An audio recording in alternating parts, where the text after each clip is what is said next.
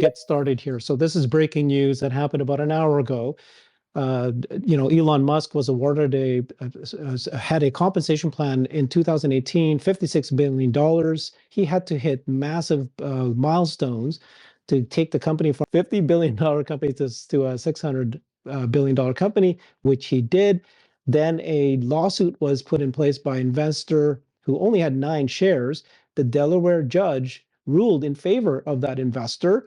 And so what does this mean? It means that the post-trial opinion at this point is that that Elon and the board it wasn't fair that the way that this performance-based equity compensation plan was awarded to Musk, saying that Musk was a controlling shareholder. He influenced the compensation plan's approval process. And so what does this mean? It means that the judge then ruled that the 2018 compensation plan is now rescinded. And we don't know what this means at this point. We're going to have the group here explain this. Alexandra and Jeff, do you guys want to start by explaining what you think happened here? Jeff, you want to go first? No, you please go first, and I'll jump in. Okay, so what I got, and we discussed it in the live stream on YouTube a while ago, the main issue the judge had, in my view, was that she considered, this is the same judge we had in some of the Delaware cases before, that she considered that there was too much friendship and understanding between the people on the board of directors then in charge of putting in place this compensation package, and that at the moment when the new conditions were put in the proxy statement in 2018 to be voted on the shareholder meeting, it was not disclosed how close a relationship the different members of the board and Elon had, and that Elon was de facto a controlling person of not only the company, but of the board and of his own compensation package, and voided it. So the main argument to counter is, and there's really a question whether this is actually even possible in appeal, is to prove that there was not this proximity. Because there is proximity. These people know each other for decades and have worked together. So the key person in the compensation committee then and still today is Ira Ehrenpreis, who is member of the board since 2007, a close friend of Elon. He was at the Cybertruck event. He was one of the first 10 people who got a Cybertruck, and I think that is the point where everything accumulates of showing this too close proximity and how this was not disclosed. Now, to reassure everybody that didn't hear us on the prior call, these are currently only options. This is not cash, and this is not a loss, and this is not a reimbursement of anything. So it's not about Elon having to now suddenly find 55 billion and pay to anybody. That's not how it works. These are options that were going up to 2028. I think March 2028, if I remember right, and that may now disappear. This was voided, and maybe it goes in appeal, and maybe they're not disappearing, but that's at stake. So it's options. It's currently numbers on paper. It's obviously money that was, deserved, but it's not money that is currently disappearing from anywhere. The other point is, you will see when you look into any statistics on Tesla, on Yahoo Finance, on whatever else, that you see currently 3.1 billion shares outstanding, but 3.4 billion shares options including. That is, it's not only Elon, but that is mainly that difference of Elon's shares. So if really this judgment would be accepted by Tesla, and we would just pass, to the next chapter of our lives, it would actually mean that the EPS, the earnings per share that are currently calculated on these hypothetical 3.4 billion shares, would go down again to 3.1. And so while I don't desire this, by far not, the contrary is true, it would actually have a positive effect on Tesla's financials in the short run. One reason that I saw for not appealing was that we could actually move on and move to a new compensation plan that would be more generous, but also more transparent about the actors involved. So I don't know how easy that would be to overcome, whether we need more board members, whether we need a different structure of doing that. There's so many things that seem possible and necessary suddenly, but that sums it up for me at the moment. Mama, did you validate already that none of the existing options were exercised or none of the affected options? Yes, I did. Okay. Yes, I did. What he exercised in November 2021 was a tranche from his compensation package of 2012. So none of the current options are exercised. They're all there, numbers on a paper, nothing else. So it hasn't been paid. There's no taxes on it paid. None of that happened. So I'm not saying that's a relief, but it makes the whole discussion a little bit easier. Not that it is easy, but it's better than if they would have been exercised. What about collateral on loans for like X? Do we know anything about that? Well, I do believe the collateral is actually on his stock only. I would very much doubt that the banks would give him collateral on the options, especially since they are part of a law case. So I do believe, and I have to research that because there was another comment on that in the 10K on Monday, that Tesla and its board are not involved in what he gives as collateral and whatever. So they made very sure, there was a phrase in it where I thought, oh, that's interesting that they are making sure that they're not involved in all that, but it is what it is. But in my view, the collateral is all on his stock, not on the options. And you also have to understand, he obviously has other stock. He has SpaceX that has appreciated a lot, and even X, Twitter has appreciated. Again, Fidelity just announced that they have increased its valuation at the end of the year. So I don't see any immediate financial stress on anything. I really don't. I don't see him selling stock. I don't see, whatever. It is, even if really they would accept this, and that's a big if, because there's a trade-off now between moving on and fighting because it's wrong, right? I mean, I know I've got lots of guys here in listening to us, and the guys are typically fighters, right? You all want to go, let's go and appeal and show these guys what's true and not.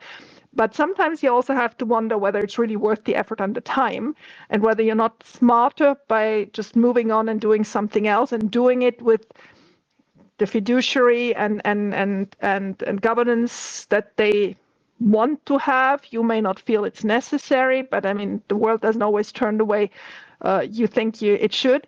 And so I don't know what decision they're going to take. There are lots of lawyers that know much more about this than I do, but I have this gut feeling that they will just move on, and rather than losing even more time on this, and that the immediate effect, not for long, because at the next shareholder meeting we may vote for something else, but the immediate effect is actually financially positive for Tesla's calculation, which is absolutely disgusting and aberrant, but it is what it is. And I just want to reassure everybody listening, this is not about Tesla losing money. This is not about Elon having to sell anything. This is not, to calm down, this is nothing immediate.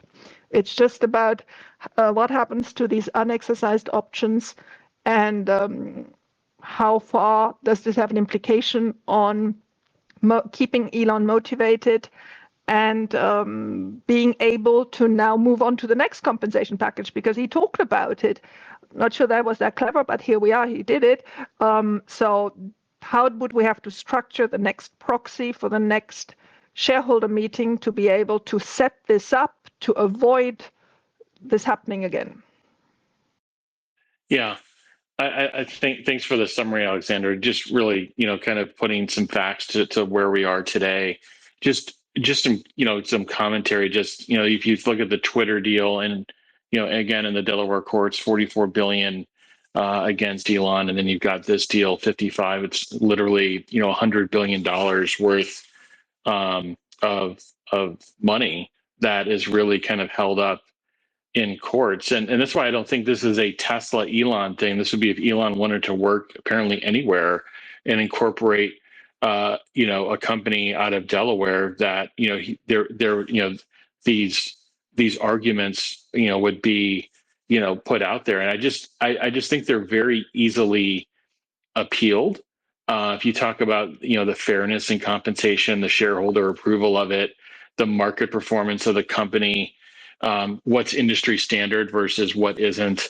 And again, industry standard for growing a company, 10x, 20x in a certain time period, that actually it's not very industry standard. And then, just his influence.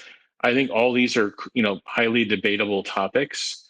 This wasn't a jury ruling. This was a judge, writing up this ruling. So I would have hoped in the background, and again, we're not privy to what conversations, the Musk and the board are having, but I would hope that they were knowing that this was in the courts, knowing that there are one of two outcomes. They probably, thought that it was going the other way. But in either outcome, I would have assumed that they were working on a new compensation package, and hopefully that many of the all that work that would have gone into that can be kind of put into whatever they've got to do to remedy the situation. If there's any counterpoints that they should protect themselves from, and to really to put forth the next plan and really just move on. I mean, the probability. I'd be interested if there's any legal experts in the audience that have experience or background in this, but I can't imagine the probability being high of, this being appealed and them actually losing. I think the probability of this actually going through the way it did was quite low. But again, we're kind of rendering our opinions. But I think what's not an opinion is these 5 topics around fairness and comp, shareholder approval, like saying the shareholders weren't aware, they voted on it. The market performance of the company is really not debatable. The standard side of it, and then it must influence over Tesla. I think these are all highly debatable topics, and again, really just putting together this comp plan. If the prior one went from 60 billion to 600 billion, well, the next one, it would be going from where it is today, roughly to 600 billion to something, call it 4, 5, 6 trillion. Again, you're still going up a similar set of multiples and milestones. Obviously, it becomes increasingly difficult, but so be it. So I think where this leaves us now is there's instability. I mean, there's stock markets don't like, the unknowns and instability, but I think, the inner workings of this board and Elon, hopefully we're working out a plan, and we'll have something that at least they could come to terms to prior to a vote. I think that's the best way moving forward. It's the best way to motivate Elon moving forward. And again, this isn't, Tesla couldn't do something for Elon. Tesla tried to do the best thing they could mutually agree on for him. So this isn't like he goes somewhere else and he gets a better deal. It's like, I see some of these Tesla Q accounts where he's leaving. They're leaving for where? So I think you just got to apply some common sense to this. I thought the points that Alexandra brought up were germane in terms of what money is actually moving or changing hands. Again, the judge didn't rule that monies go from one direction to another or anything. So again, I think this will be appealed, and the more of the question is does he just move forward with a new plan, appeal in parallel, because it's kind of in this competitive nature, and you just don't want a ruling like this to stand, or what would be the logical next set of events, I think is what's in question. What's going to happen to the board, guys? Is there going to be a board restructure? Will there be new members? Is going to be many new members? What do you guys expect? Well, I was just going to say real quick, Herbert, before we go there, I think Jeff at the end there hit it well. I think that's the bigger part here that we're missing, that we glanced over a little bit in your show. I think knowing Elon and knowing that he doesn't like injustice and he likes truth, essentially what the judge has done here is said, your board, you specifically, Elon, your board did an excessive comp deal. Not only that, you presented it to your shareholders in a way that wasn't transparent. And essentially, she's put Elon's comp package, the board that issued the comp package, and the way they presented the comp package as not in the best interests of shareholders, and also not in. They did it in a way that the shareholders didn't even understand what they were voting on. So that's just a general point, in my opinion, anyway. So knowing that, I think Elon is going to want to appeal. So I agree with Jeff on that. And he's going to want to try to write this because you also have this to be a precedent. If this stands, no comp packages like this ever in the future for anyone will ever look like this. There'll be no milestones on a 10X. There'll be no of these, because it was a huge comp plan, but he executed it. You know, it was voted on and it worked. So that's capitalism. So Jeff made a great point at the end. It puts a precedent if it stands and they don't appeal. Essentially, Elon's saying if he doesn't appeal, this is what he's saying without actually saying it. I don't want to fight this because it's like almost a wink that you made the right decision, Judge. I think they have to appeal it. Even if they lose, I think he has to go through the motion knowing Elon, because other than he's just saying, okay, you were right. I'm not even going to bother with this. Let's move on. I hoodwinked everyone on that one and we'll get him again. So I think Jeff's right. I think you need to do this from a precedent, from a capitalistic precedent point. And you also need to do it from Elon's truth type of point where he wants to set the record straight. So who knows if they win or not? I think Jeff is right. They have a good chance of winning. So I think that's the fascinating point, and that's the bigger point other than, you know, is right. Financially, it's actually better for Tesla, right? The earnings per share goes up. There's less shares outstanding, all that stuff. That's not a worry. The worry is the Elon's 25% also, and I'll wrap it up, because now it's harder for him to get there. And this decision, if it's not remedied, it's harder in the sense of, in order to get Elon to this 25%, you know, does he need exactly 25? But I'm just going with that because that's what he talked about. They're going to need to give him another huge package.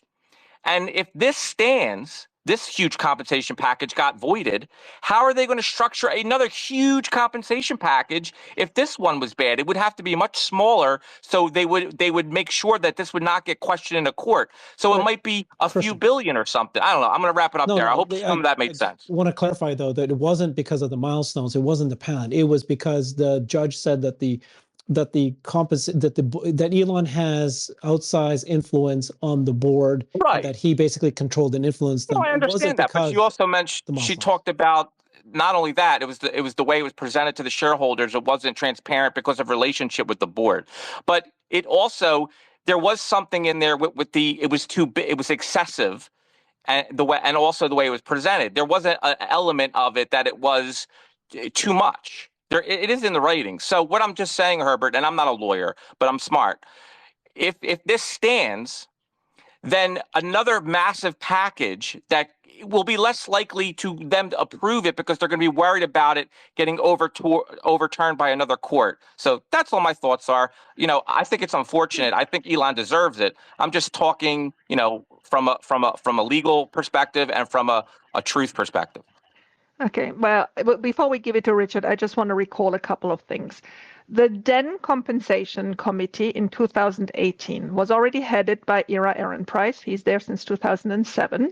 But there were also 3 other members then. Brad Buss, who came from Solar City and who left immediately after 2018 the board of directors. Antonio Garcias, who announced the year after that he's leaving, and already Robin Denholm, because that was the period, remember, where the SEC told Elon he couldn't remain chair of the board, and he nominated Robin Denholm to it. So it had then 4 members, one that left immediately, the one from Solar City, and one that left the year after, Antonio Garcias, a very close friend from Elon as well. So I do feel that, you know, those 4 people probably were under scrutiny of the judge, and we're today in a situation where we only have 3 members on the board, It's still era. I do believe they will have to change that because I love the guy, nothing personal against him, but it's just a long story now of him and his friendship with Elon and coming up with comp packages. So maybe he shouldn't be in charge of it now. He's currently the chair of the compensation committee, and the two co-members are Robin Denholm, who is the chair of the board, and Kathleen Wilson-Thompson, who is the lady that came from Walgreens and is an HR specialist. So I think it's actually good that she is there because it's really more of an independent case. She came for the first time to the board in 2019. She was actually the replacement of Brad Buss, if I remember it right. So your question was, Herbert, before Christian made his intervention, which was really good, whether they will have to increase the members to the board. I do believe so, and I think they need to shake up things. I had shown this chart before with the current 8 members. Of the current 8 members of the board, 2 of them, Kimball and Elon, are not independent directors, obviously, because they are, first of all, family and obviously founder and all that. So they are not considered independent directors. So we only have 6 independent directors, out of which JB Straubel is the newest one. So he doesn't have any participation in any of the committees at the moment. And Joe Gebbia, who has joined us the year before, is only in one committee, which is the one that is on audit. I know this is all boring, who is on what committee and whatever, but in these very moments, when it comes down to legal, that is actually the most important. Who is sitting there? Who knew what? Did they disclose what they knew? Did they disclose how they came to the decision making? So that is where we have to be careful, and we also have to keep an eye on what are they gonna propose at the next shareholder meeting? Because, we all want Elon motivated, but that would mean a new comp package has to be in place. The new comp package has to be clearly communicated without these mistakes again in the proxy, which comes out 45 days before the shareholder meeting. Last year's shareholder meeting was in May. They didn't make any announcement in the 10K that came out 2 days ago. No, was it yesterday? It feels like weeks ago, but there we go, on Monday. And so there's probably going to be in May, because if you alter the date much from the exact 12 months point, you have to announce it. There was no announcement, so I imagine it's going to be in May, which means the proxy has to be out in March with all these details in it if we need to vote on it. So it's just, a couple of days away. It's six weeks to do it. Go ahead, Penny. Yeah, thanks. I'm just in shock about this, and I was considering what you said earlier about, is it better to just move on? Do we think that it's possible that a first tranche in a new comp package could be basically replace the previous tranche? Is that something that Tesla shareholders could, suggest and vote on as a means to easily or quickly get past this situation? I don't know. It's the short answer. The thing is, don't stretch it, because if not, the next lawsuit is coming, and especially with this verdict still so fresh, you want to be ultra careful. I've said prior that if Elon wants immediately more shares of Tesla, if he feels that, so let's back up a second. Why does Elon feel he needs more shares? While he had options, he didn't have voting power on the options. So as of yesterday, he had 13% of shares in Tesla, and as of tomorrow, he still has 13%. So that situation didn't change. He has today as much voting power as he had yesterday, and that's good to know. The only thing is, those shares, which, there are a couple of calculations out there, but they're worth something between 5 and 8%. Those shares may not exist anymore, okay? Those options that then would become shares and pay taxes, and then that would be it. So those future voting rights may not exist anymore, but they could be replaced with others. But they were, again, those options were to expire latest in March 2028. So it wasn't tomorrow. That was the question. So why does he want 25%?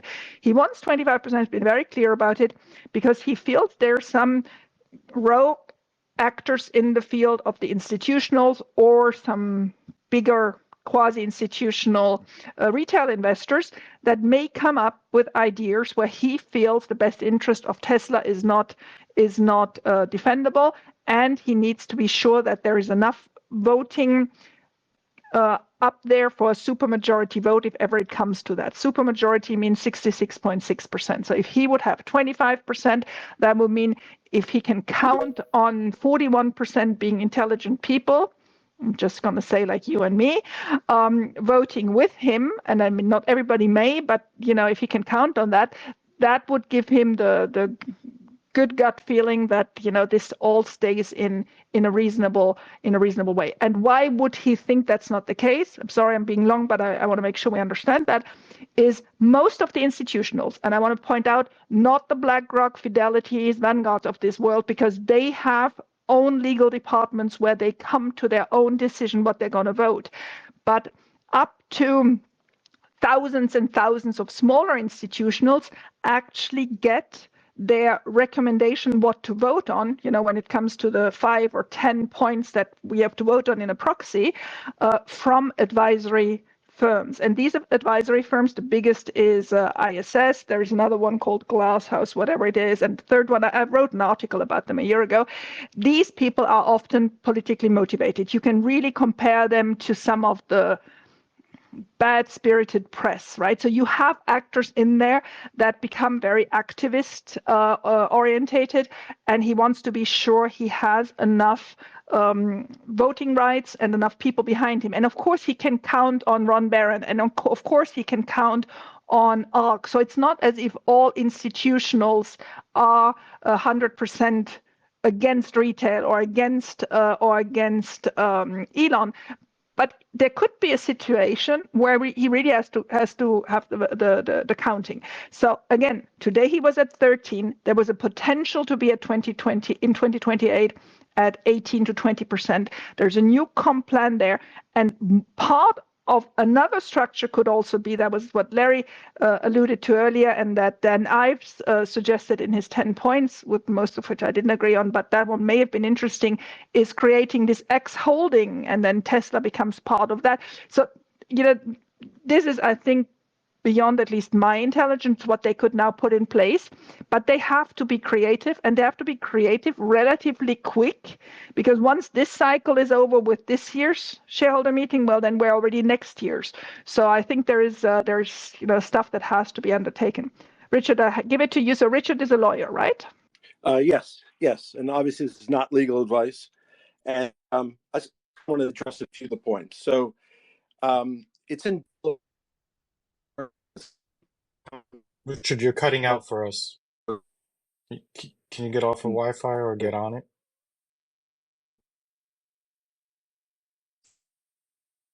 Can anyone hear Richard? No, it's still really bad for me too. Richard, you're going to need to get to a place of better reception.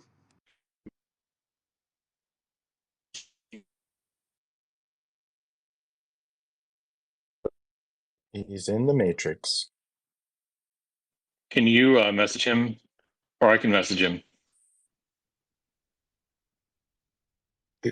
While we wait for Richard to come and give us some hopefully good non-legal advice, can we talk about how like the role of government in corporate governance, and is this like capitalistic, or is it just this to me, this is what I talked about on our stream, is I can't believe that government can go in and This isn't the government.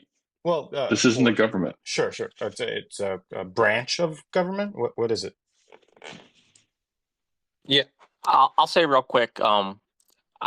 I understand what you're saying, Xander. So I am shocked by the ruling, actually, because what the judge has done, she's intervened and she's put herself in the place of judge and jury. She is the judge, Free but markets. usually It's like judges. free markets.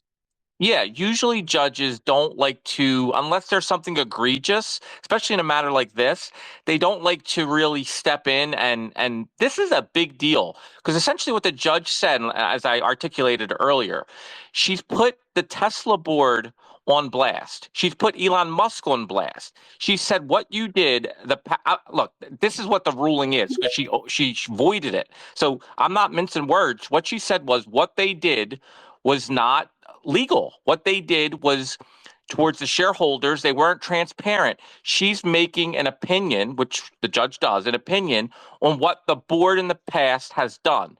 And she's put them on notice saying what you've done was not correct. So if to my earlier reports, I think it's important that people and I get everyone has an opinion, but if you just move on and you don't appeal it, what you're essentially saying is the judge is correct. You're doing a de facto, she's correct, and let's move on. Let's get a new comp plan. I get it. They might do that because it's easier. Maybe Elon don't want to be bothered.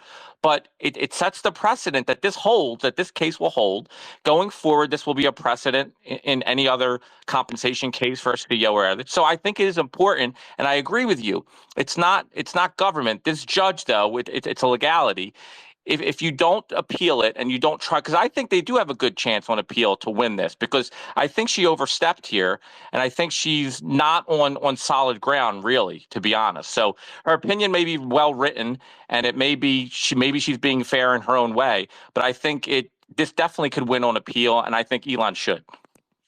Can I just add something to it? So it's well written if you were giving a interview, but as far as legal opinion goes, it's actually contradictory because I think Sawyer posted it. The board, she's putting the disclosure part on the board, but at the end of the day, the most factual point is how much money he got paid, right? The contentious point is how much money did he make and why was he awarded that amount, right? And was it clear that he was going to make that amount if he met certain criteria? And then which way was that decision made? So with 74% or whatever of minority common shareholders voting yes in 2018, and it clearly stating at the time the market cap was 40, call it roughly 46 billion. The first tranche didn't kick into 100 billion. The actual consensus at issuance in 2018 was most likely Tesla was going to go bankrupt and he was going to get zero. And so the consensus was, and this is not insider information. This is just very, very deep research. The board of directors did not actually construct the plan. It was actually created external to them with experts from both business school leadership and external consultants who are experts in this field. Elon actually raised the tranche base relative to the hurdles to be hit, and then the board just put the actual award process forward for shareholder vote. In reality, Kristen, I think you're correct. It's an overstep for her. It's an overstep for the court. I think it's very damaging for Delaware from a business cycle. I think it's very damaging for, I don't want to go down political, but Biden's home state is Delaware, and this is their core business. Like a lot of companies normally incorporate in Delaware. This is anti-capitalism and anti-voting, right? It's democratic too, because it was voted by the shareholders overwhelmingly. So I think it's 100% going to be appealed. But also one thing Larry said in the video, like there's no way to replicate, what has already happened. That's technically not true. At the time, it was 50 billion market cap, roughly. It went to over 500 billion. We're at 500 billion today. And I think most people here see a market cap at 5 trillion plus. So it's literally the same situation to go to go forward there. But I think the challenge is harder. Thank you so much, JP. So long. Let's bring back Richard, see if he can, if his reception's better, and then we'll get to Larry. Yeah, I'll give it a shot. So a fundamental lack of understanding, it appears to me, is using the terminology. Everybody's saying void. That's not what the judge ruled. The judge rescinded. They ordered the the agreement rescinded. Void means it's canceled and it's done. Rescission means the parties are put back in the same place they were before the agreement. So that means the parties go back to 2018, which means that if Elon wants to have an agreement that now covers 2018 through whatever period of time, he can do it. And I would take the judge's ruling and I would use that as my guide to draft a new agreement. And within this new agreement, I would put a provision in that we're also filing an appeal. And to the extent the appeal is successful, that portion of the agreement will be covered by the time period of the appeal. And to the extent it's not successful, the new plan will cover the entire period. I don't think it's that I don't think it's that difficult an issue to deal with. In terms of the judge, I think the remedy, I think she chose the wrong remedy. I think damages should have been the remedy, because I know that the gentleman was talking about putting the parties back in the same position, which rescission does. But think about it. If I'm in Elon's court, I said, I took all kinds of actions in reliance upon this agreement. It wasn't just that I got paid. I bought Twitter. I did all those things. So how do you put me back in that same position? I don't think you can. And I think that's why the judge instructed the parties to try to draft something, because she's not capable of drafting something that will adequately address that particular issue. So I think that they will appeal, but I also think they'll construct a plan that will deal with the period so they have alternative remedies going forward. And I think clearly, I haven't read the opinion yet. I just read a bunch of articles about it, but I read some quotes, and it clearly, to me, and it felt that way. It was the amount, everything else, all the procedural points, it's the amount. It's the amount that's in question. And I think from a practical standpoint, Elon was a little unlucky in the sequencing of the trial. He was in the middle of the Twitter issue when he testified in this case. And he, on one hand, he's claiming that he needs the money. He needs the compensation. On the other hand, during the trial, when he's in the middle of Twitter, he's stuck. And he's using the money from the compensation to buy something else. And I believe that pissed off the judge, rightfully or wrongfully. I believe that pissed off the judge. So I think there'll be a new plan. I think there'll be a new plan and an appeal. But just to make it clear, Richard, to tell everyone, it's the same judge from the Twitter case as the comp case. So if people don't know that, it's the same person. Correct. Right. So I think this is Larry. So I think Richard is correct. It's clearly on the law. This is not a rescission. This is a stand pat. Go back to the drawing board. Let us know what you will do now. But I do make this observation from the fact. This is the first case I can recall. Yeah, in my 55 plus years in business, where the judge ruled in favor of the shareholders, and the shareholders feel that they have been damaged by the judge's ruling. It's an extraordinary situation, one that I have never seen in all these years.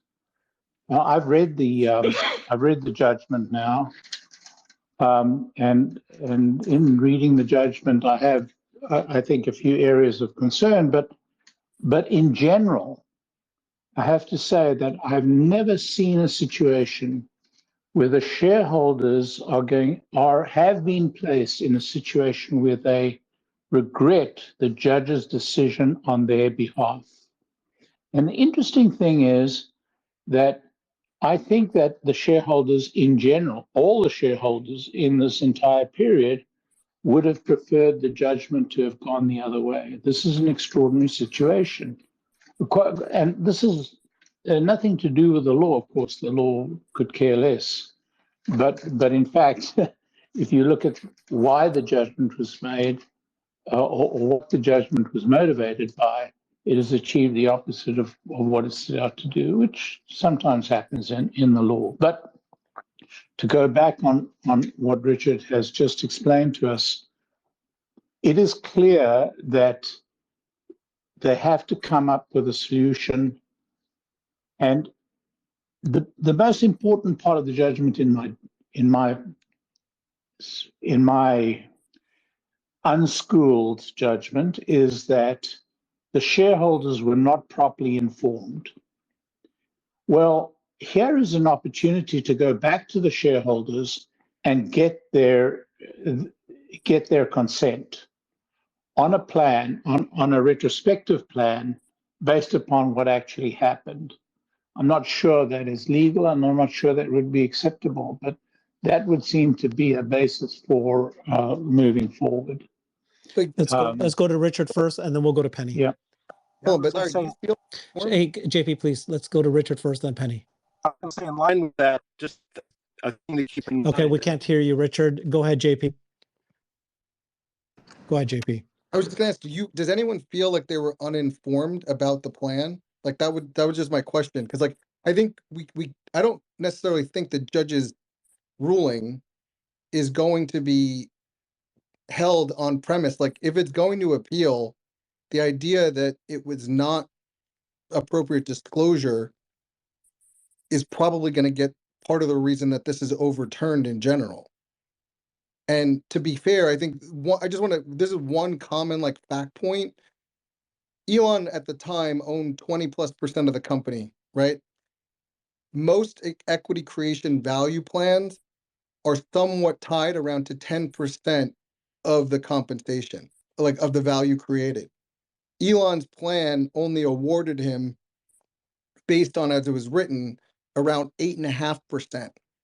So he was actually under awarding himself relative to the market, right? So if I create 650 billion of value, I pay myself 55 or whatever, right? Normally it would be 10%. I would get 65 if I make 650. He actually took it down. Like the advisement was to, even though the numbers were so big, was to come lower than standard value creation. And if you think it relative to what his equity holdings were at the time, it's additional, obviously, but it's less than the standard market. So I think it's going to be, my opinion, it's a convoluted opinion by the judge because it's kind of playing on a technicality that it was deceptive in its amount, but at the same time, that's the most transparent part of it. But the process, I think, which the board maybe could have done, was more affirmative about how external they will rely on the creation of it, and potentially or have had one of the consulting companies that were involved actually sign off that it was separate. Thanks, JP. Let's see if Richard can speak again, then we'll get to you, Penny. Oh, did we lose Richard? Okay, sorry. Go ahead, Penny. Yeah, I had a couple questions. One of them was for Richard, so it's too bad he's not here. But I thought I had specifically read the word voided in the judge's statement. Correct. But there's, I'm looking at it right now. That's what I was going to add, is that they voided the grant. Exactly. Yeah, they voided that, and then my problem with it is that, you know, that the court is determining that, you know, here, I'll read it to you, and then without rendering my opinion. Although rescission does not automatically flow from the disclosure deficiencies, so that's the main point, is that their disclosure deficiencies, it is nevertheless an available and appropriate remedy. And so they said the court has broad discretion to award rescission where the facts and circumstances warrant. The court has awarded rescission as a remedy for the breach of fiduciary duty, particularly in the context of self-dealing transactions. So they're saying that shareholders were misled. Yeah, my take is the tranches and payment amounts were very clearly defined. And as a shareholder, that matters a lot more to me than who drafted the plan, right? Like, I don't care who drafted the plan. I saw the plan. I like the plan. I voted for the plan. The plan was executed on masterfully. and now he got rewarded for it. And this just feels like a political attack to me. I mean, it just seems coincidental that this is happening, within the same year that we hear about all of these other government attacks on Elon, whether it's the SEC or otherwise.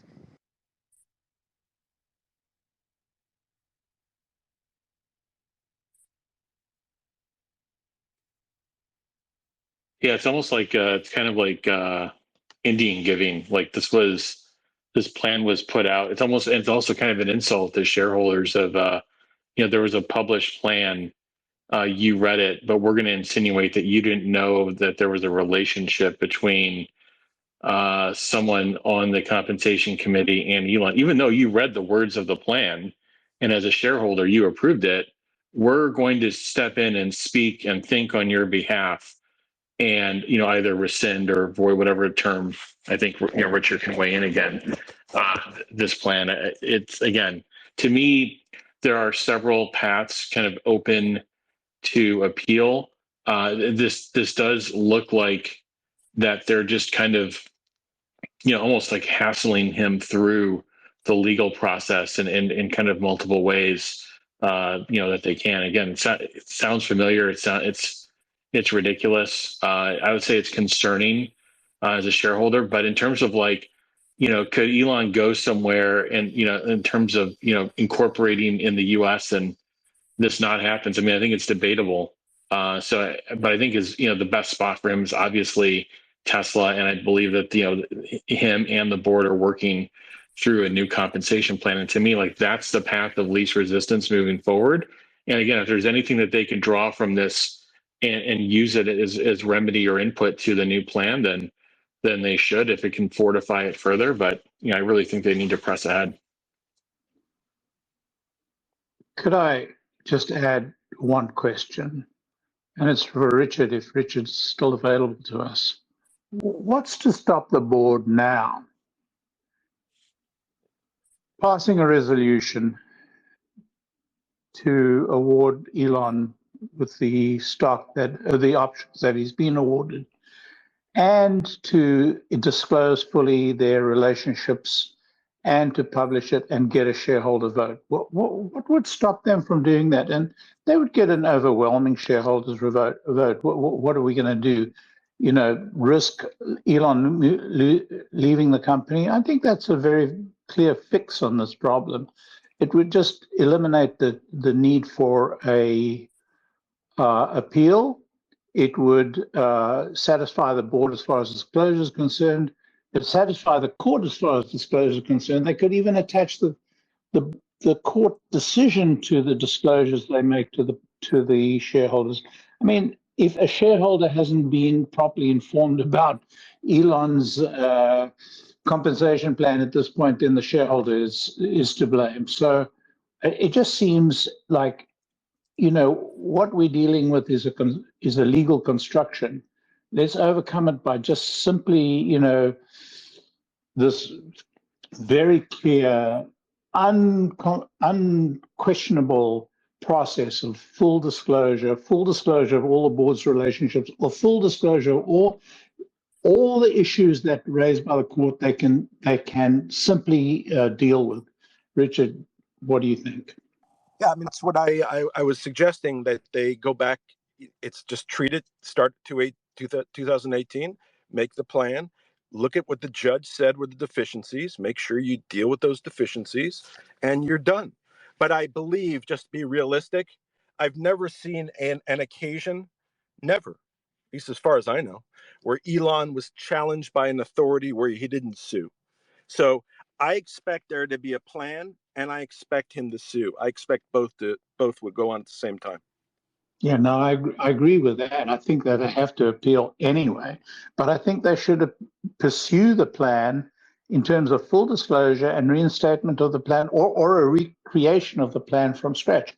I don't see the opportunity of going forward with some future plan going to $6 trillion or $6.5 trillion capitalization. That's pie in the sky. That's not even oxygen in the air. That's nitrogen in the air. It's not realistic. But I think a reinstatement of the plan, recreation of the plan from scratch with full disclosure, and at the same time as they appeal. It just seems to me the straightforward way to deal with this.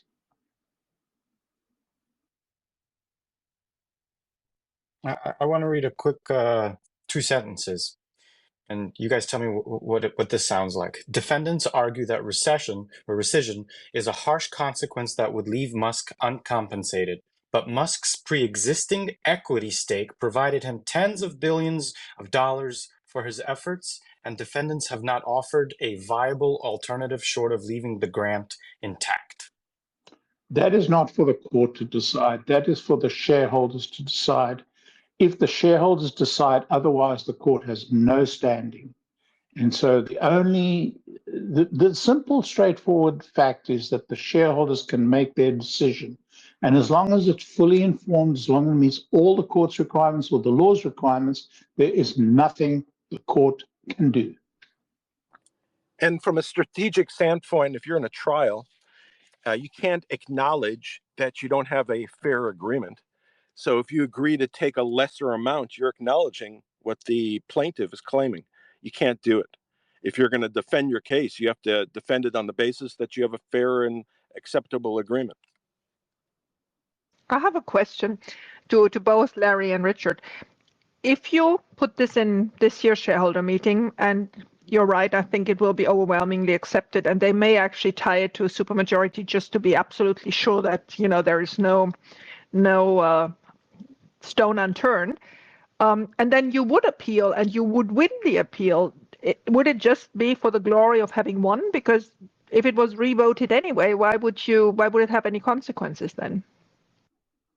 Well, you can get a result in the appeal, but you can have a provision in your new plan that will control so that if you prevail in the appeal, then those terms are the terms for that period of time. And if you don't prevail in the appeal, then the plan terms will run from 2018 to whenever you run them.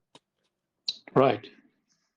Yeah. I think you have exactly two bites at the cherry.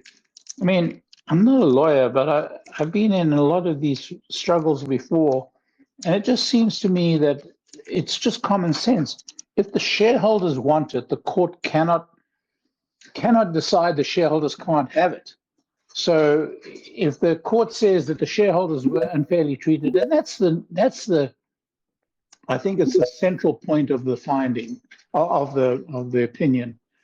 If the shareholders come out and say, look, we don't care what the court says about whether we were informed or not, we now want that money to be devoted to Elon, I cannot see how any court in the country can overturn that. But it'll need a majority of shareholders. I don't know about a supermajority. It doesn't make sense to me, but okay. Not sure about that. And I was going to say, if they file an appeal, Tesla shareholders can file friends of the court brief. So they can influence the court. And if Tesla shareholders are against the decision of the trial court, which most are, they could let the appellate court know, even though they're not parties to that action. So we could influence the decision of the appellate court. We could also sue McCormick. You could sue the court straight up for the decision. I don't know if you can sue the court. I mean, that would not be a good move. No. But as shareholders, we could sue that the ruling is a damage to actual shareholders. This guy has. Judges generally have immunity, so you can't. No, I don't mean the judge. I mean, you can sue the court's decision for properly reviewing the fact. You can appeal a court's decision. I don't think you can sue a court's decision. No, yeah, only the parties to the action can file an appeal. So no, I didn't say appeal. We can sue for a you could basically sue for a mistrial result that caused damage to the actual shareholders. Never mind. JP, I think let's move on. Dude, Larry, just because you don't agree all the time doesn't mean I have to stop talking. I don't agree with what you say and I let you finish. My point is that this guy has 9 shares and he brought it to court. If to your point, you can file the brief as friends of the court against the existing ruling, but you can also sue for the motion to be dismissed because it actually damages shareholders. The court's objective is to protect shareholders. And if majority of shareholders, if all 72,000, or sorry, 72% of the actual shareholders who voted yes signed the petition against the motion, in it, that is enough to bring a new motion against this one. It's not the same, it's not appealing. You can actually say that this should have been a mistrial because all of the Okay. shareholders weren't represented. Sounds good. Okay, well, two opinions there. Let's start with you, Well, Sat. Grok disagrees. So with JP, so it says he can't. Yeah. Yeah, I was going to Just say just I've seen that done before, never successfully, but I've seen it done before. I've seen listen, in the United States, anybody can sue anybody for anything. That's that we all know. I'm removing some speakers because we've got some other requests, so nobody be pissed off, please. Emmett, your turn. I think Sat was next, but I'm happy to go. I just wanted to thank Larry for so clearly stating, let's just move forward with our board and restate it so every shareholder, the majority of shareholders can approve it. That is just so clean and eloquent. Excuse me, eloquent. I didn't pick that up in any other comment prior to Larry stating it. So I love that approach. And everything else we can do in parallel if it makes sense and Tesla wants to.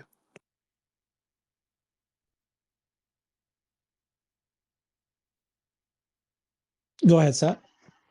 Yeah, I actually voted for that pay package during that time, and I think it was fair because it was in line with the shareholders' interest. Another thing is that you don't want to be paying tons of money to the CEO when you don't have money.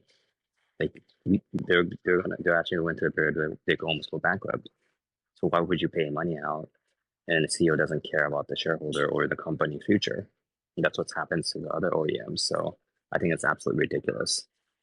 And then this whole discrepancy, I was reading the first part of it. It's like the compensation is like 250 times. No, it's not. You have to look at the risk reward. He gets nothing. So that's why the other OEM CEOs don't do that, because they get nothing. I just posted one on GM, 11% in 10 years. So they would get compensated nothing, right? And Tesla, nobody thought Tesla was going to make it. So nobody flinched. They just laughed at it. So he would have gotten zero. He got minimum wage because the labor law said it, so 33,000. And the compensation was whether we get the same kind of percentage of return or crazy amounts, or else he doesn't get anything. So I don't see the problem because the court system is not understanding the finances correctly. It's a risk management versus the reward. You have to look at the risk. I agree with you, Seth, but that's always the issue when you have to do with legal. They don't get the big picture. And she actually expressed a couple of times that she that's too big for her to comprehend or advise on or come to a judgment. But then they go in the nitty gritty, right? That's just the way lawyers work. Then they get to a subject that they have their rules, they can apply their paragraphs and their law sentences, and then that's what happens. And then suddenly it becomes a governance and issue or a disclosure issue or whatever. I just want to point to one thing, that when you voted in 2018, you were not by yourself. Thanks to everybody. It was 81% for that compensation package. So it's 81%. And I do believe today it would be as much if, it would be revoted with all the disclosures and phrases she would like around it. And that would probably allow to just move on. You think that is the best proposal yet? And the other thing, the color, this is a third wave of EVs that's going bankrupt or not going into production. So during that time, there are other companies that's going bankrupt, or there are issues. Faraday Future, there's Coda Automotive, there's Lordstown, there was Dyson, there's plenty of them. So the fact that Tesla has this, I don't think it's unreasonable.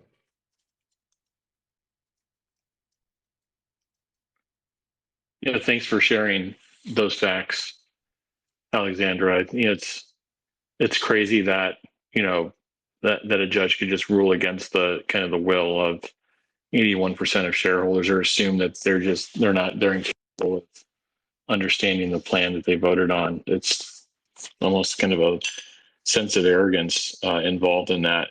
Are there other legal professionals? We have 1,600 people in the audience. It's a great space. Thank you all for joining. Are there other legal experts that could be available to come up on the panel? We appreciate Richard's input, and Richard, please stick around if you can.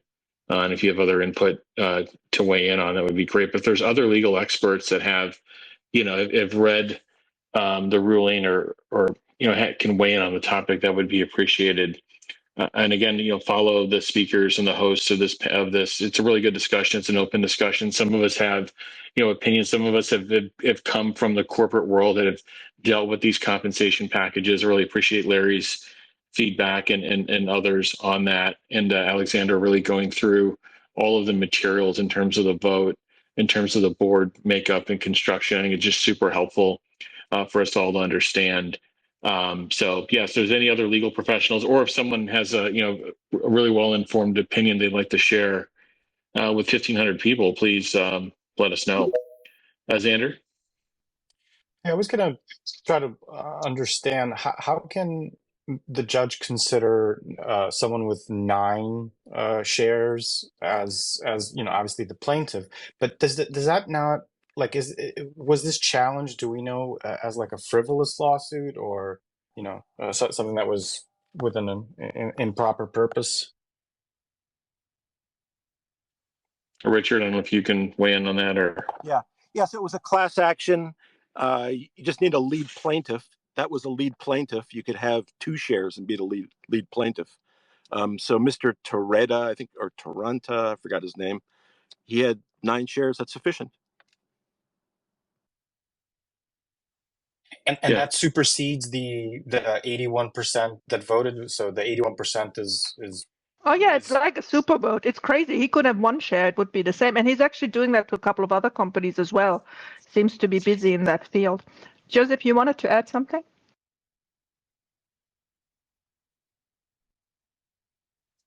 I think Joseph, you need to please unmute unmute yourself. I don't see a mic on my screen for him. maybe we'll send him down and try to bring him back up. Okay, I will do that. There he is. Joseph, you have a oh, there he's gone.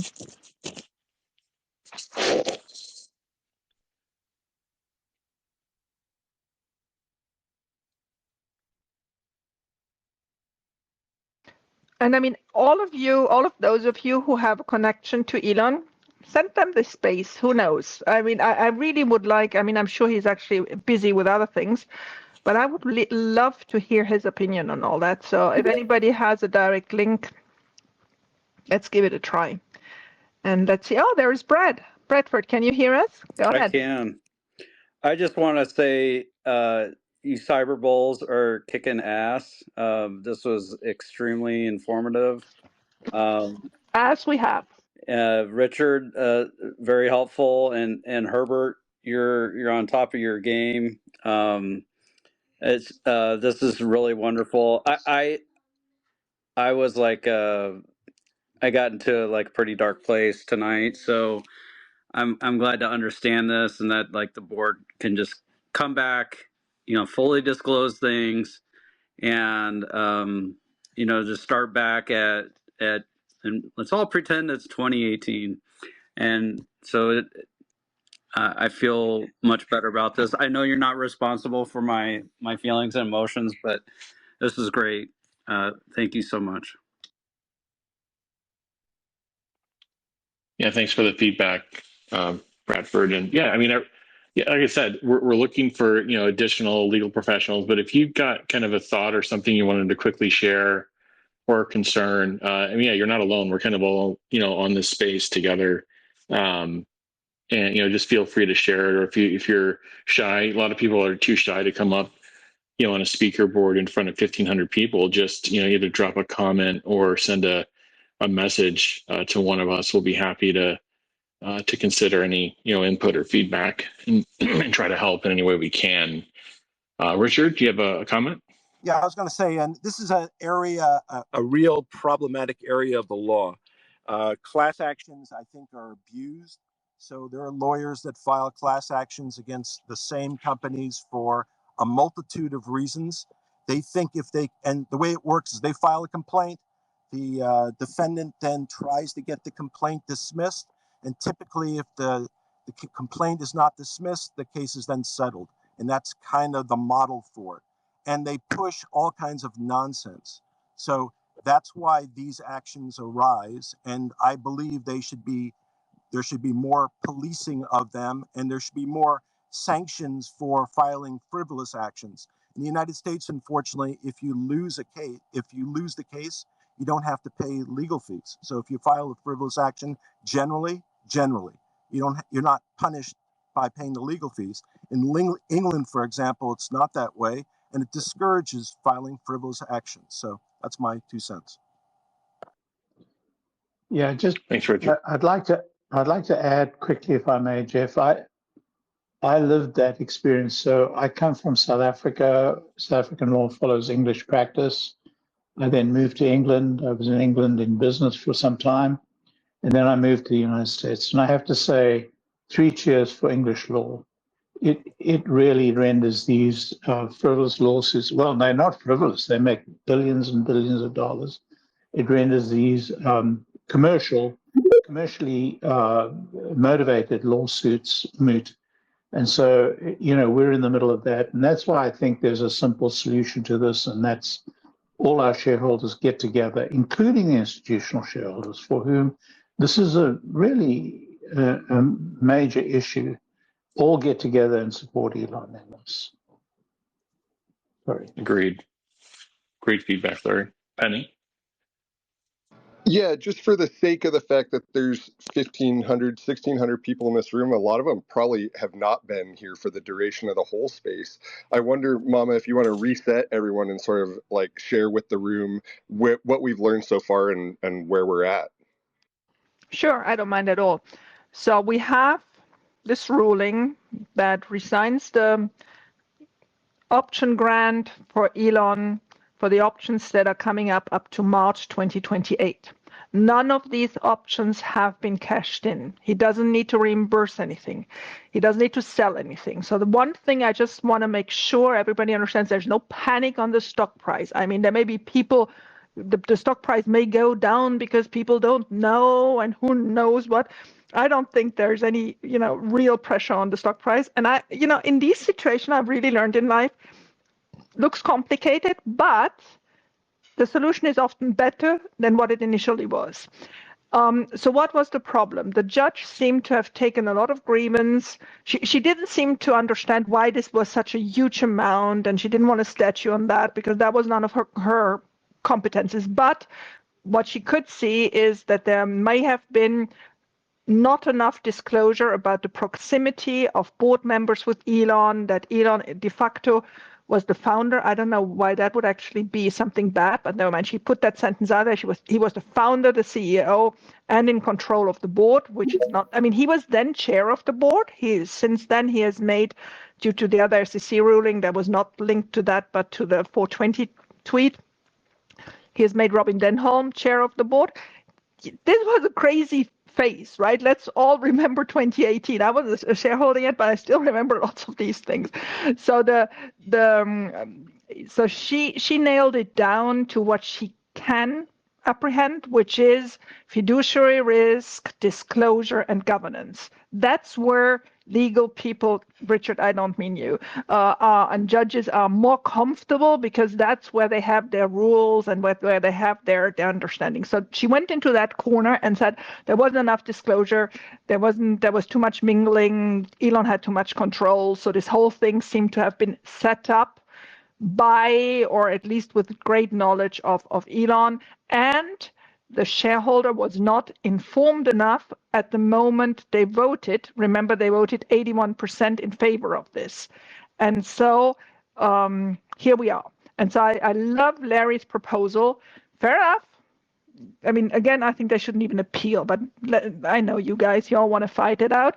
But the main thing is, I think you're right, Larry, they should put in this year's shareholder meeting, here it is, here's the judgment, here's what we have to disclose. Read it all thoroughly. You're all intelligent shareholders because you're all invested in Tesla. Please let us know whether you would reapprove the same package. And then that may actually make it happen.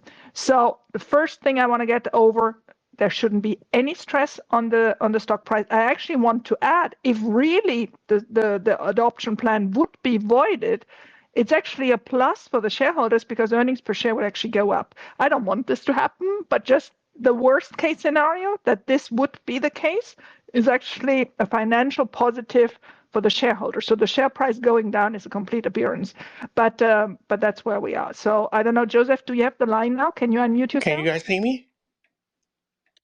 Yes. All right. Hi, guys. I just see the comment from Elon 10 minutes ago. I recommend incorporating in Nevada or Texas if shareholder prefer to decide this matter.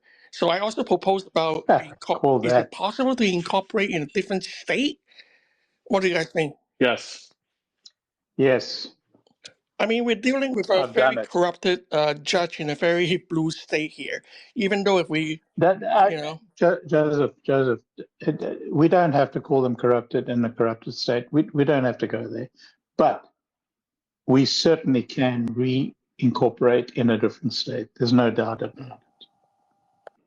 However, we still would have to we'd still have to repass the past share plan, and I think that's the right thing to do. So yeah, you're right on track. And let me add a couple of things. Why do all these corporations go to Delaware? Obviously, Delaware is one of the 7 states in the United States that doesn't have a state level tax on that, so that is an advantage. The second thing is Delaware is, I think, with Wyoming, the only state that preserves shareholders anonyma on LLCs. That's why so many LLCs start off in Delaware, because you really need a judge's order to know who is behind an LLC. So usually when companies start off small, when they're an LLC and then they move on to become a corporation, they initially go to Delaware because they have this anonyma of who is behind the LLC, and that's the reason. And Delaware has been a very friendly state to entrepreneurs, but I mean, obviously today is one of the days that's not so friendly, but that's the reason. But you're right. Oops. Don't know who we assisted here, but here we are. So yes, Larry is completely right. You can actually move a company from one jurisdiction to the other. I also believe that needs a supermajority, but maybe not. I'm just researching that one. And or you could, and that's this whole thing again, I'm completely in a newfound land for me. You could actually superpose a holding over Tesla and do that structure, and maybe that's how they want to do it. So I mean, the next couple of weeks are going to be crazy interesting, because if we want to land this by May, the next shareholder meeting, and if it's much later than May, they have to announce something why it would be much later than May. It has to usually be in a 12 months with them. That's going to be so interesting to see. Yeah, and I'd like to point out, that Joseph's, pointing out that tweet was helpful. Elon's being constructive, in terms of how he's approaching this, and I view that statement as constructive and kind of his thoughts on the path moving forward. So I wouldn't be surprised if that's not already in flight. I don't know if anybody on the panel has comment on that. No, I get the same feeling. At least the board and Elon on the same page. They're not fighting each other. That's the most important thing. I was going to point out a Yeah. caveat. Remember Delaware, and as Alexander was saying, Delaware was deemed a favorite state for people. It changed over time. So Nevada, for example, does have some extra levels of confidentiality. That's why people file in Nevada. But that doesn't mean that can't change also. So don't be fooled that any place is safe forever, because Delaware was safe. And obviously it's not. True. Yeah, just more of thank you, Richard. Just more of Elon being constructive on a path going forward. And just a reminder, again, there's no sorry, just, and I'll comment, I'll let you comment in a minute.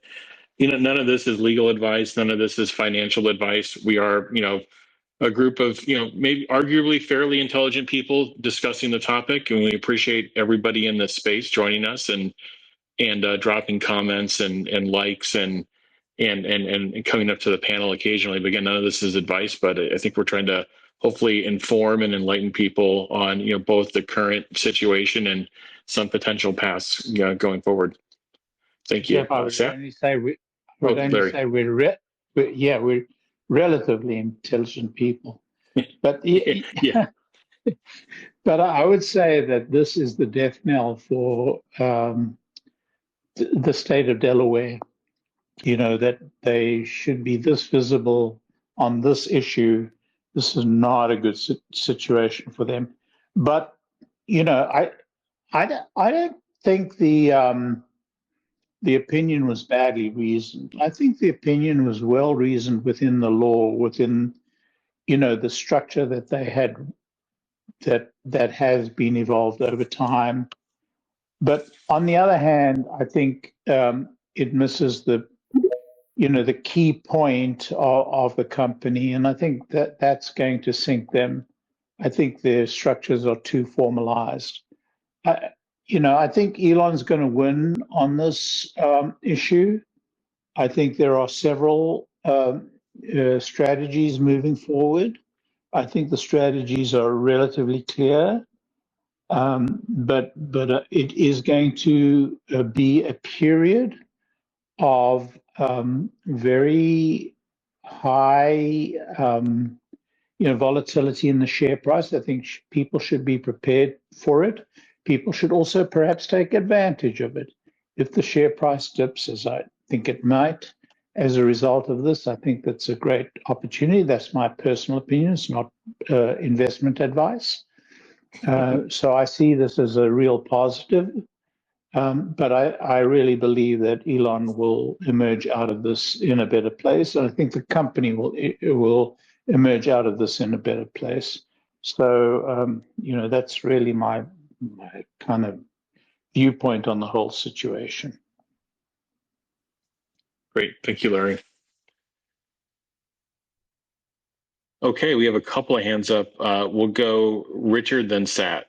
Yeah, I was going to say is remember that this is not the final ruling because the judge left it to the parties to agree. Now, my guess is the parties will not agree because they're not going to agree on this issue. So go back to the judge, and the judge will draft whatever the final judgment is. The judge is going to draft it, and the judge could soften up the ruling with certain language. So we really don't know what the final ruling is until after everybody has a chance to comment on it and the judge makes a final decision as to what language she wants to use. And again, I think it's really problematic that she ordered the remedy of rescission. That's just my personal opinion. Explain to us what remedy of decision means, Richard. So please. Yeah, so she could have ordered damages. She could have said, Elon, you should have been paid $32 billion. You got $55 billion. So you got the rights to $55 billion. So pay us $22 billion. Or you have to give up a portion of your options, or anything along those lines where damages were actually attributed to a party. Here, what she's done is just put everybody back in the same position. But you can't put everybody back in the same position because people acted after that point in time. After 2018, everybody did stuff, and everybody did stuff based upon that agreement. So you really can't put the genie back in the bottle. So that's why I think the remedy of the rescission is the wrong remedy, and it should have been some damage remedy, and she could have justified it based upon what the real value of the options should have been.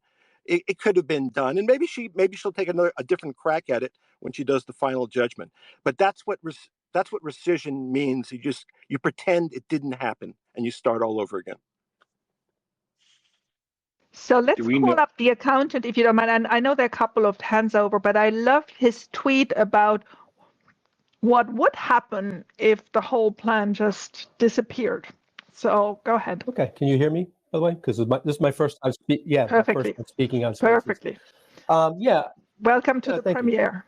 Yeah, I think the first thing I wanted to mention was that to remind everyone, I wasn't here from the beginning, so I don't know if this came up, but Elon doesn't draw a salary. So in effect, he hasn't been paid since 2018.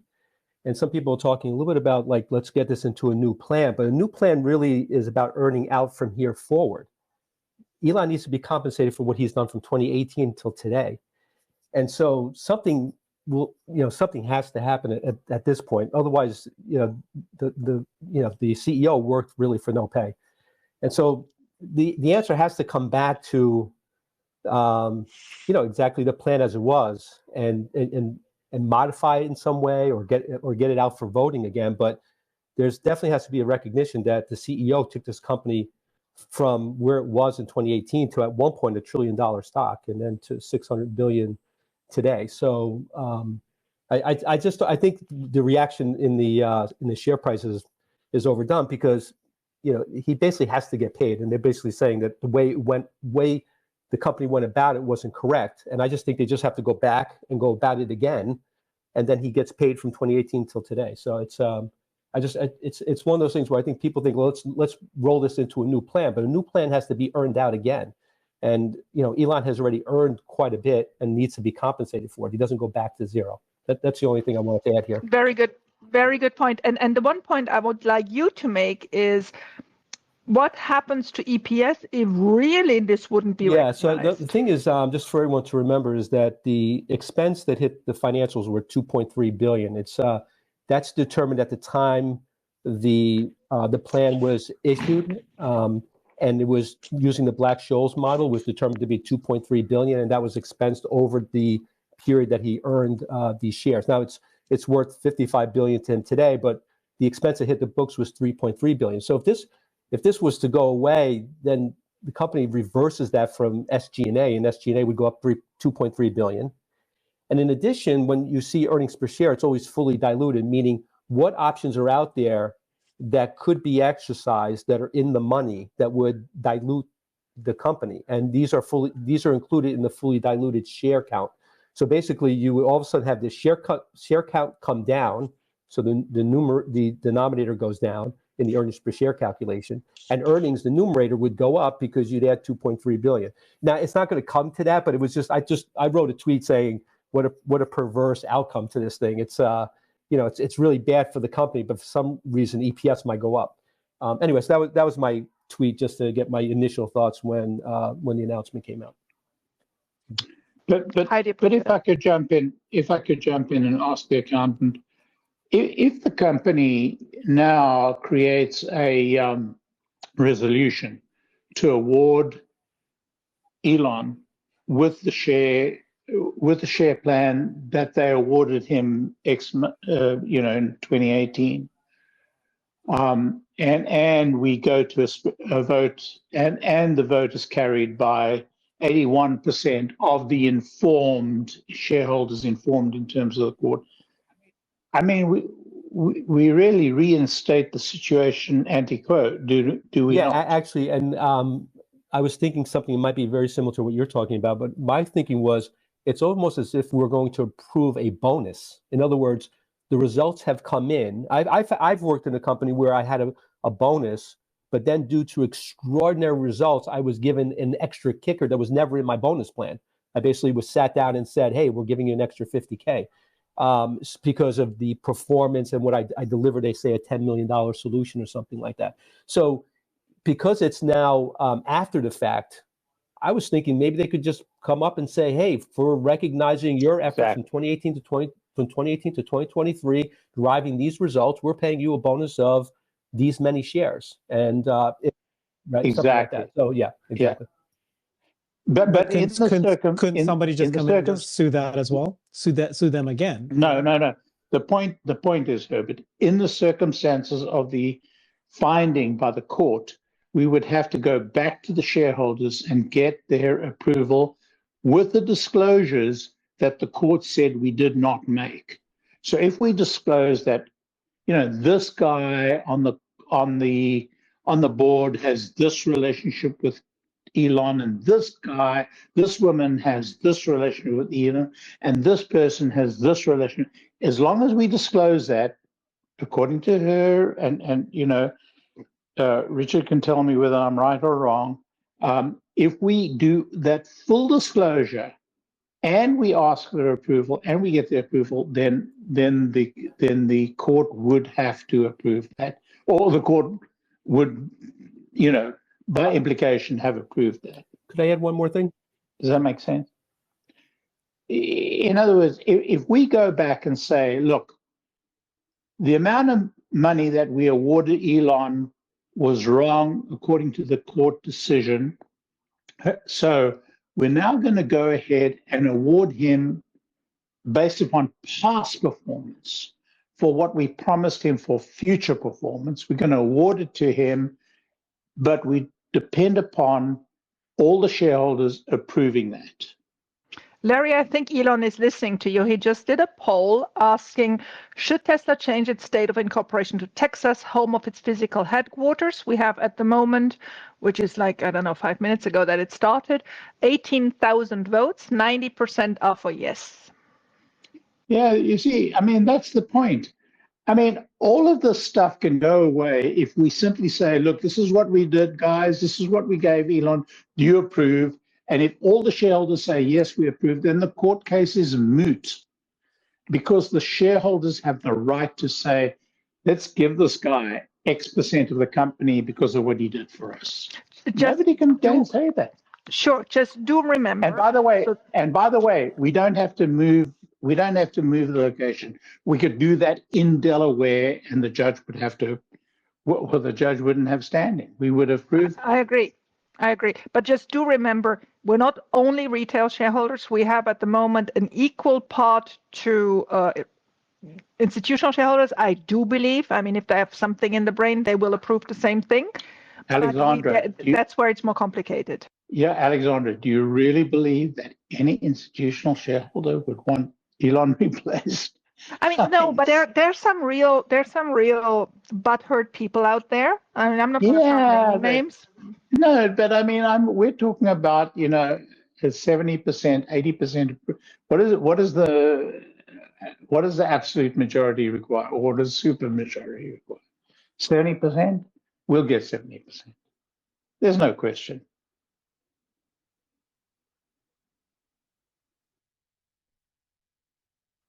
I've talked too much. So many people having their hands up. Shall we start with Richard? Please go ahead. Yeah, I was going to say, along with what Lawrence was saying, I think you can even do it simpler. I think you could just do an amended agreement. You comply with the notice provisions that the judge indicated. You attach a copy of the court judgment, and you vote. And you've covered everything. And if you get a 70 or 80% positive vote, there's no argument to be made that you haven't fully complied with all provisions of the court judgment. Exactly. Bingo.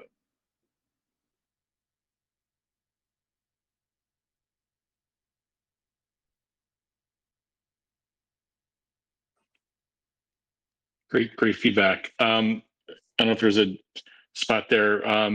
Sat, do you have a quick point to share? Yeah, and I do have a little bit of a question too, because the court document starts off saying he's the richest man, but that's in terms of today.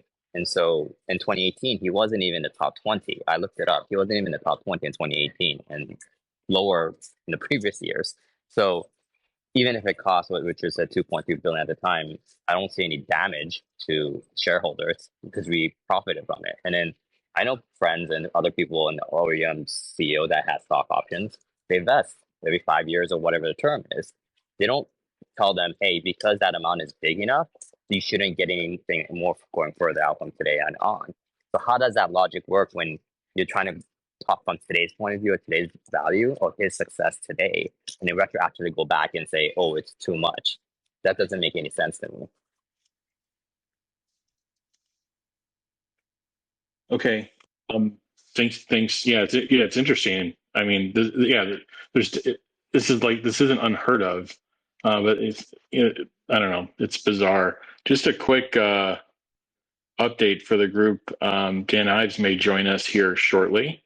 So hang on, we're going to continue to kind of beef up the speaker panel.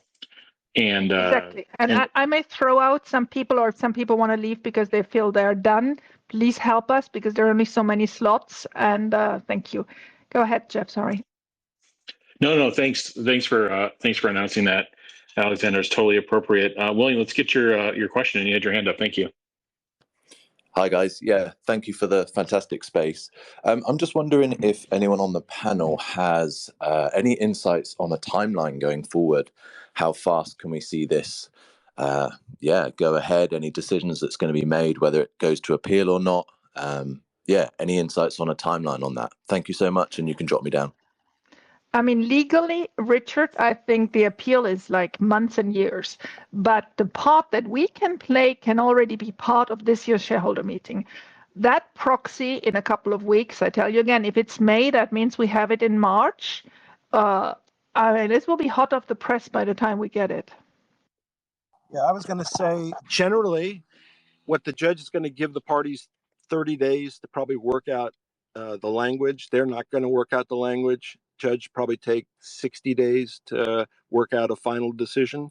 So probably 90 days from today to a final decision, approximately. Hey, real quick, Omar had a great point, which I didn't consider.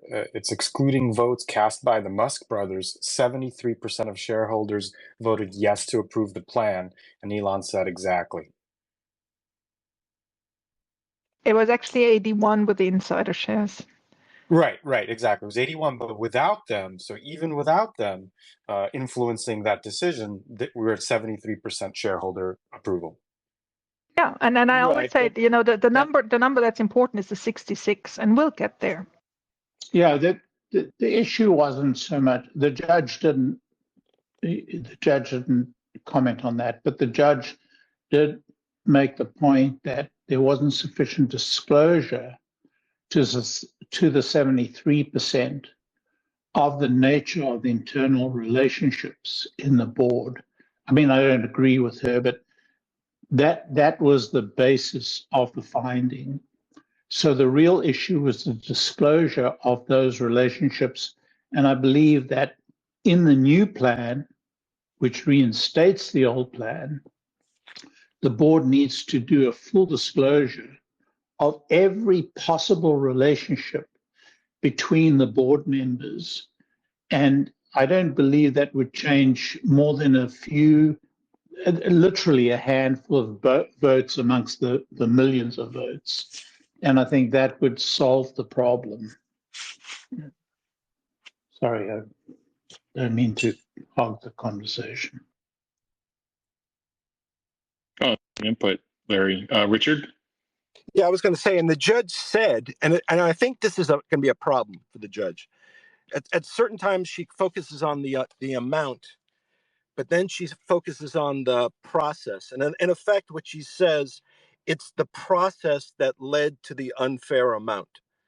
And obviously, she can't make a decision based upon the amount, because that's not a proper basis for making the decision.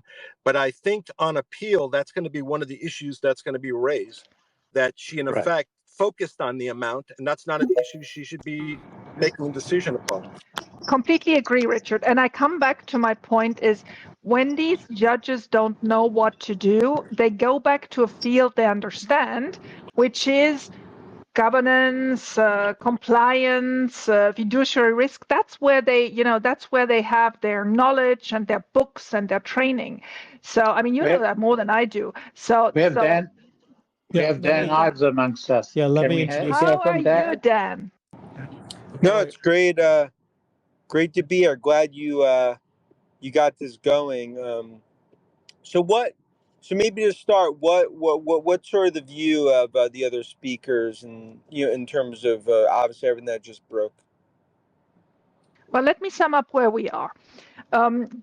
We feel very clearly that the judge is more about procedure, about friendship among the board members, about oversight, about corporate governance, than about the amount itself, on which she doesn't want a statue. So the latest proposal that people here came, Larry, Richard is a lawyer, was that we should reinstate the 2018 text, but with annexing the judgment and with all the disclosures that the judge felt uncomfortable about, and make a revote in this year's annual shareholder meeting, which is probably going to be scheduled in May, so that we have again a large majority of shareholders approving it, and hence making it waterproof. At the same time, lots of the warriors here want to go to appeal. I'm a little bit less passionate about that, but that's whatever. And the third point is moving away from Delaware, which obviously hasn't been a very friendly environment for all types of corporations lately, but Tesla and X in particular. And then I just addressed that because people were saying, well, it's the one of the states where Tesla can't even sell directly, but I pointed them to a tweet from Rohan Patel, who is business development, obviously you all know him, who explained how all the operational constraints in Texas have been overcome in his tweet on the 27th of January. So I don't think that is really a reason for not going to move it to Texas. So that's where we are. Yeah, I mean, my view, well, first of all, it's a surprise. Obviously, it's a shock that Delaware ruled, right? I mean, it's unprecedented in terms of the ruling. They'll appeal, but my view is the board is basically, they're going to put on their battle gear, and this is something that they're basically going to supersede and come up with a new package for 18, and then a new comp package, and that's something that's all going to happen at the shareholder meeting. And I could argue in some ways this potentially opens up an opportunity now for the board to kind of rip the Band-Aid off. And remember, we talk about Musk getting 25%, and Gary's talked about it, and some others. This could create an opportunity where the board just basically kind of wipes the slate clean and goes forward.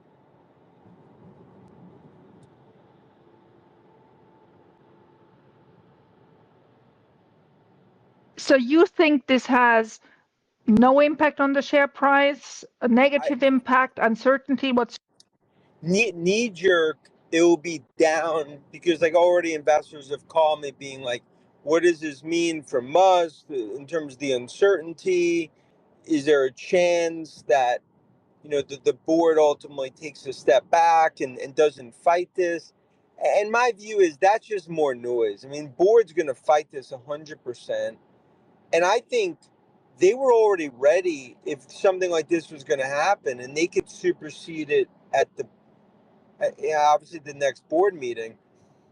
They're not going to let this situation impact Musk, the business, or any of the inner workings. So I kind of view it as obviously like it adds to uncertainty. Obviously, after what's last week, everyone that went through that as a Tesla shareholder, timing's not great. But I feel like now the board, I'd be surprised if the board doesn't come out with a response, like a press release tomorrow or tonight.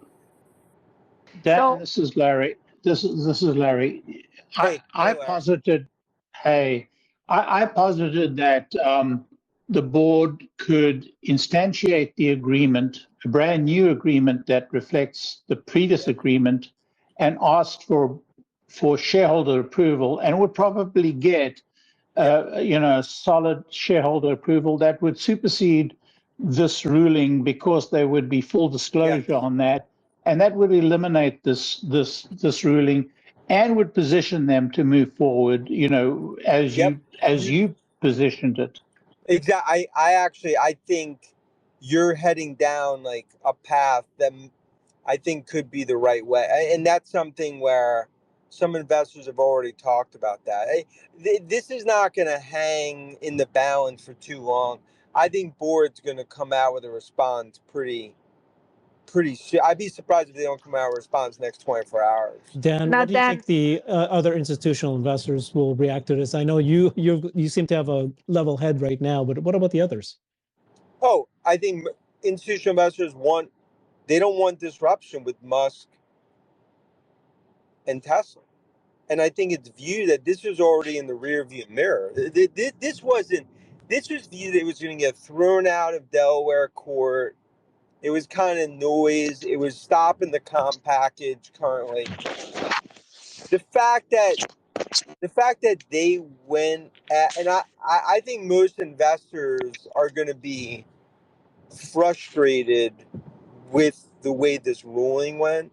This is not one where institutional investors side with that ruling, because all it Agreed. does, because if you're an investor right now, it just disrupts things. And we're talking about the new comp package with how do you get whether through the ownership to 25%.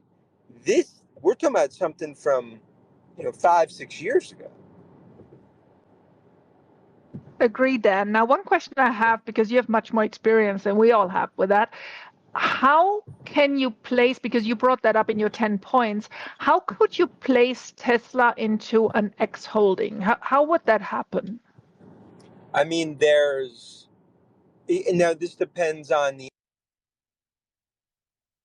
right, that everything we've talked about is that you could technically have another holding structure that would have all of the AI technology in it, from Dojo, Optimus, Autonomous, and then Tesla as a company would own whatever 55-60% of it, and then Musk would own 40, so like individually would own a piece.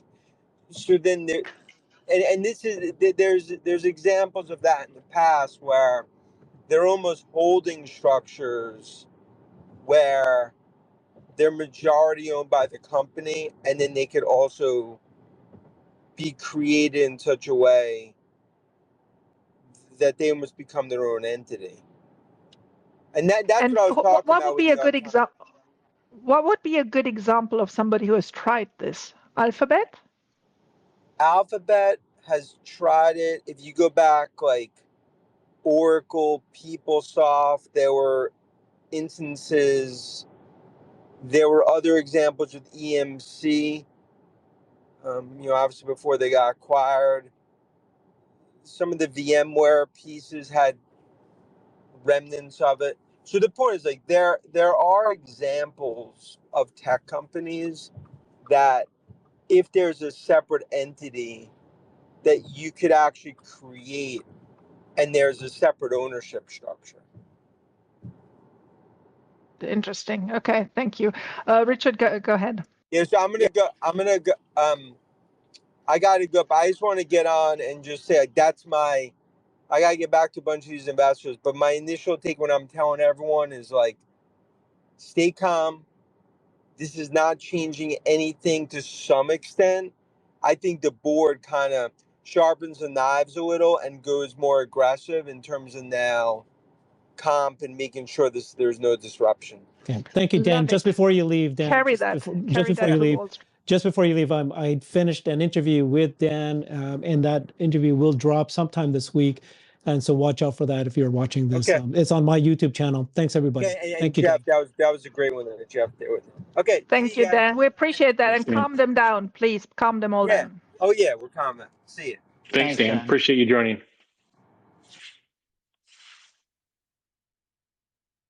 Richard, you were asking a question, but was it to Dan? Did we interrupt you too quickly? No problem. I was going to say is that since it can be contractually resolved, it means it's a free appeal. No risk. They can go super aggressive on it and not worry about the outcome because they will have contracted around it anyway.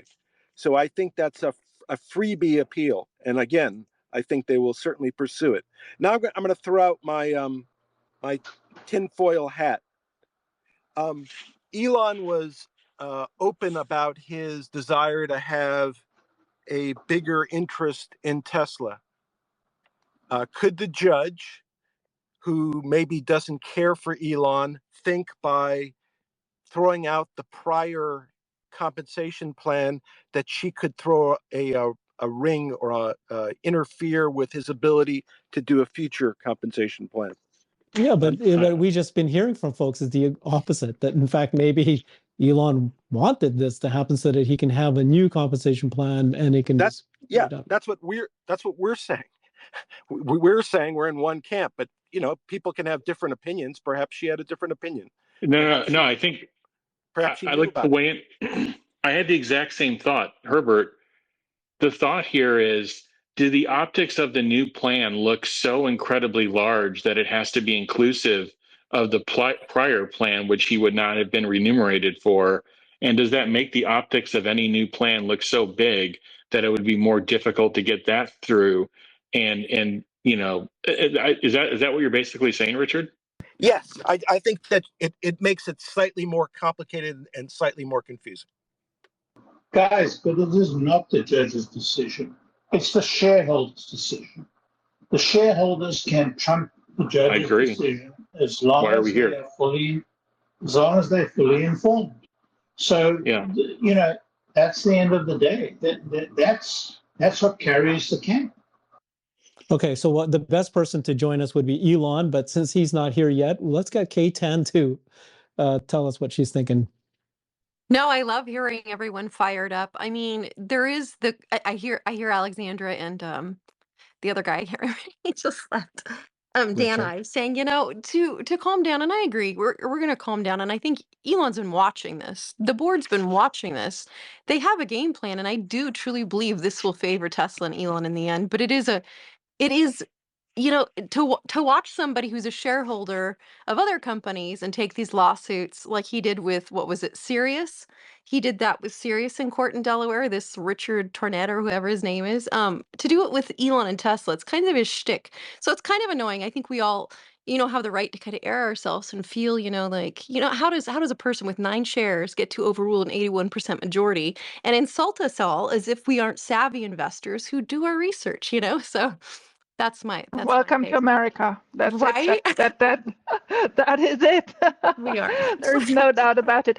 I want to point out 2 things. Warren Redlich, I had my issues with him, pointed out that exactly this will come to fruition 11 days ago. On the 19th, he wrote a tweet, I just reposted, where he said this is exactly what's going to happen. And I do believe actually Elon and the board knew about it as well. I think this whole discussion about the new comp package and everything, they saw it coming, they saw it simmering, and they provoked it, which is all fine with us. Let's just play the game until the shareholder meeting now.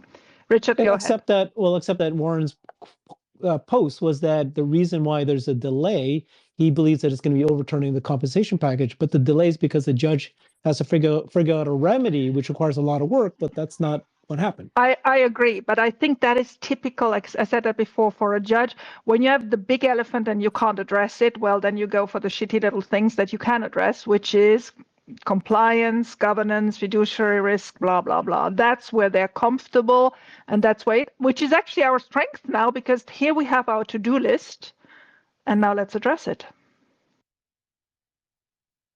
Let's hear from Richard. Yeah, I was going to say is that I don't always agree with Warren, but it is a remedy issue because she's going to be left with crafting a remedy that fits her relief, and that's going to be her problem. It's going to be extremely difficult for her to do that. That's why she reached out to the parties to take her off the hook, that's why, because she didn't want to do it. And she will have to do that, and that's going to be problematic for her.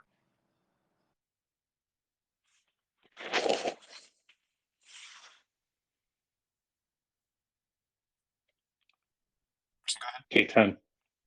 I was just going to address what Richard stated. So basically, she understands it's problematic and she's asking Tesla and this other plaintiff and whoever's with him to drop a new solution. Is that what you're stating? Well, she ordered the remedy of rescission, and I don't remember the exact language, but she said, why don't the parties get together and work out the language to effectuate my decision, something along those lines. So she wants the parties to be put back in the same place they were.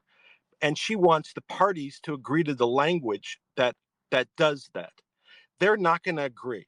So she's going to be stuck with creating a judgment that carries out so the parties are put back in exactly the same position they were in 2018 before the agreement was executed.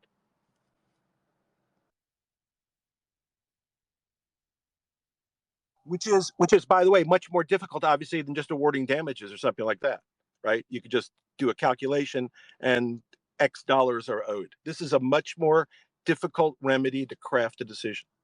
I just want to go back to a question I asked earlier, which is, what do you guys think is going to happen to the board? It's going to stay the same, but they're just going to they're going to change the players who's the compensation committee. They're going to have to change the board drastically. Yeah, where do you guys stand on that? I actually think that it is in the best interest of IRA and Elon to put a new player in the place of the head of compensation. I mean, IRA had to answer to a lot of legal challenges the last couple of years, and I don't think it's sane for him to stay there. I think he should remain a member, of course, of the board and of the compensation committee, but I think we need to put a figurehead there that is, without any critique, without any doubt, nobody that's currently close to Elon or whatever, just to get out of this whole mess. I love the guy. There's no doubt. I've written lots of articles about how I appreciate him. Can I put a opposing perspective? Please. I think that any change of the composition of the compensation committee will be giving in to the, I hesitate to call them the opposition, but I believe that there's nothing wrong with the composition. I believe that anybody who joins the board who indicates any, companionship with Elon will be immediately opposed, will be immediately read to be some sort of acolyte of Elon. I think we should simply stay the course. That's my view. I think that the situation where boards can be attacked for the kind of relationships that are formed between board members means that almost every board in the United States could be attacked on a similar basis. I know that I form personal relationships with all the board members of all the boards that I'm on, and I would be very opposed to seeing, this kind of attack being implemented against board members, because then there's no end. There's no end. So that's my view. Well, you did change that, Larry. Remember 2 hours ago you thought the board had it to change. But I mean, I'm all with you if they stay. No. I said that the judge requires the board to change. That doesn't mean the board has to change. It means the judge requires the board to change. And I think there's value to adding additional third parties to the board. But change the head of the compensation committee. That's a big issue. So the last two tweets by Elon just today, of course, a few hours ago, is that first he said, never incorporate your company in Delaware. Then he said, should Tesla incorporate in Texas? And he did a poll. Is this the next step? They would actually incorporate in Texas? I mean, I know it's going to be separated, right? The appeal of this, this ruling. But what's the order of why he's going to move to Texas? Or would he do they need to move to Texas first and then do the compensation plan? Herbert, whether they need to or not, they will move to Texas. That post by Elon means one thing and one thing only. It means that he's going to move to Texas. I understand. I'm asking when is the new comp plan going to be made? I'm hoping that because of this ruling, they can actually issue a new comp plan now, or did they need to reincorporate in Texas first and then issue the new comp plan? If they're incorporated in outside of Texas, that's going to be the controlling law. So it'll have to move before, in my opinion, they would have to move before they entered into a new agreement. That way, whether it be Texas, Nevada, or wherever they move, that would be the controlling law. But right now, it's still Delaware, and until they move, Delaware has control. And the appeal would happen in Delaware, right? Correct. But I think that they would simply create a new comp plan within the Delaware company. vote that into power, then move. That would be how I would approach it. And Larry, what you were saying before, I agreed 100% that I don't think they'd concede the point about the board. One, because I don't think they'd concede the point because it would be a bad legal strategy, because it's a bad place to start. But again, like everything else, it's not in the nature of Elon to concede those points. So why? Exactly. I mean, maybe he will, but it doesn't seem to me this would be a point he'd ever concede. So I wouldn't expect him to concede it. Right. And I don't think there's value in concession at this point. I think they have to go through the whole process. But I think, I honestly think that might is on his side. I think that he can achieve all the goals that he sets out to do, and step by step. And, what those steps are, his legal people will do. But I just see that, we all signed up with him. I voted on his side. Everybody else voted on his side. We believe we were fully informed. Now, if the court believes we weren't fully informed, let's, reinforce that information. Let us vote again and let us reinstate that case. And then let us move out of Delaware so that we don't face this situation again. So I think it's very clear. And I think Dan Ives gave us, the path forward. So, but there's going to be a lot of problems between now and then, and the stock price is going to be impacted, and all the shareholders will suffer this decision. Let's just understand that. So there's opportunity in that, but nevertheless, this court has created real problems for shareholders of this company. Okay, Barry, I take the bet, right? Good bottle of red wine, you know where it's going to come from. You think the stock is going down 20 more bucks? I tell you it's not going below 180 tomorrow and this week. Well, I'm not going to bet on the stock price. That's not I don't believe in betting on the stock price. I'm a very strong proponent of Tesla, and I'm not going to bet on it's going down or going up. I just think that this is a really not a good situation for Tesla. It's not a good situation. It is very bad that the court fines against Tesla on behalf of its shareholders, with a result, it's costing the shareholders money, real money. And that's extremely ironic. That's my point. Right. But we had Dan Ives here, and he, representing institutional investors, and that's comforting that he himself wasn't shaken by this, and he's now talking to other institutional investors to make sure that they're not shaken by this too. So that is comforting. Yeah, but Dan Ives is a particular supporter of Tesla, so there are going to be institutional shareholders that are going to be shaken. So damage is being done by this court. There's no doubt about it. And the damage is being done to shareholders for the purpose of supposedly supporting shareholders. That's the irony and the concern that I have. That's all, that's the clear message I'm trying to give. I'm not trying to say it's bad for shareholders. I'm trying to say that what the court is doing is bad for shareholders. Ultimately, the company is worth what it's worth. Yeah, the only one who benefits out of a class action are the lawyers, one, and two, the lead plaintiff. So this guy who had 9 shares, he'll get a $5,000, $10,000 kickback from the attorneys. That's kind of what they're given as for the position of being a lead plaintiff. So he's probably the only one who's been literally, he's probably the only one who's financially benefiting out of this.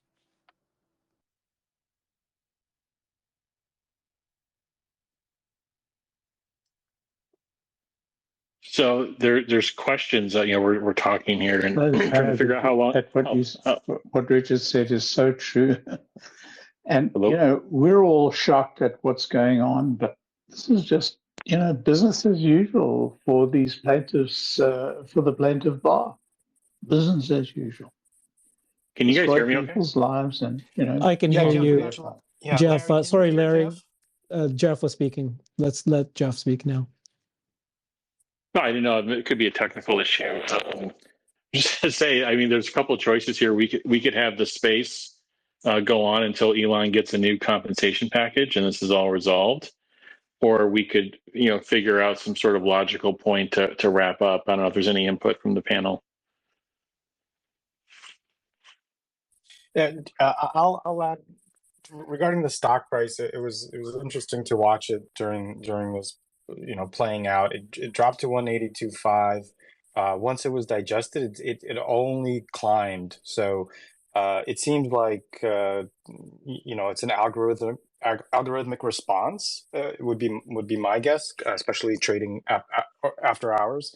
There's not a lot of shares that are traded after hours, so I wouldn't lose too much sleep about this. I think, like was mentioned, Dan coming in with the institutional perspective. You've heard the retail perspective here. I think everything will work out. Obviously, not financial advice. I don't know what the stock price will do in the morning, but I'm comfortable. And I also want to thank Herbert, Alexandra, and Jeff, as well as Larry and Richard coming in with expertise and knowledge and a lot of previous facts, as well as every other speaker that spoke and contributed. It's amazing that we have a place that we could come to, especially when news like this drops, where you don't know the legalese behind it, and to be able to form your own opinion and get the truth. What a beautiful thing that we have here in the community. Yeah, thanks, Andrew. Thank you, everybody. If you want to find out more about the details of this actual lawsuit, we did a video on this live stream earlier. It's on my YouTube channel, Brighter with Herbert, and we showed a lot of tables and information there. So, but thank you very much. I appreciate everybody. We do this space every Tuesday, so it just turned out the breaking news happened on the same day we were about to do space. So thank you, everybody. This is Cyberwolves. Please follow us and appreciate everybody. Bye-bye. I've created a website that is the most comprehensive resource for the Tesla investor. Please check it out. Simply go to my website at herbertong.com.